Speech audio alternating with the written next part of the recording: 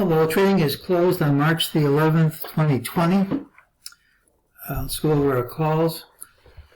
Said there was a good chance of gapping down. Futures are already down, so it wasn't really a brave call. We got that. We also said it wasn't required, but a good chance recent lows would hold and that we'd overtake this high, although not necessarily today. You gap down sharply like this. That call is killed before the open. We didn't hold recent lows on an intraday basis, but we did close over them, which is a victory of sorts. We get to cross one more number off our list, note support under the target. During the day, MEJT said these drops would retrace and this rally would retrace, and that's already happened.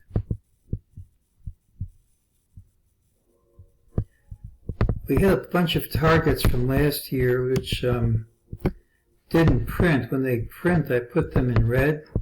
So we have a few left. Bunch in January, a cluster, one in February, and that's really it. Before that, you have to go back to April of 2017. And I think these will print before the decline's over.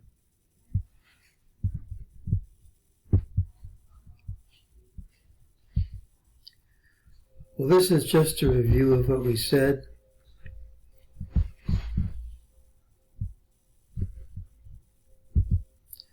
Well, the decline has quite a ways to go as far as I'm concerned, but I try to call things a day at a time, and for tomorrow at least we have a chance of a recovery. First off, you have this wave balance in the count, ABC, with a fib relationship between C and A. You connect these two lows, you see how it tags today's low. This is a DeMark TD line. His work says you can go under this, but unless you gap under it tomorrow, it won't stick. It'll retrace.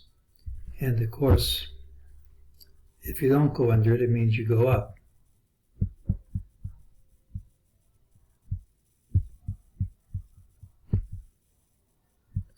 Here are the recent lows. We've had all these declines. This is the closing price. You still can't take out these lows on a closing basis. It's a victory of sorts for the bulls in the world without much victories. And there's still a chance you recover over this high, although it doesn't have to happen anytime soon to make a clearer picture if it did. That's quite a ways away. If you are short in that print, you're not going to be happy about it, but I have nothing requiring it to print now.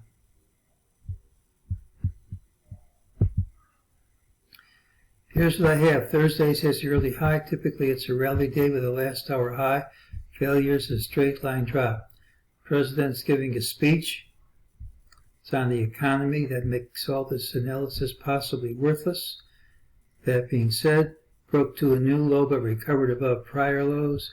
Trendline support, Fibonacci balance at today's low. So there's a chance for a rally, not a guarantee, even though much lower prices should be on tap. If we gap under today's low, the decline should continue.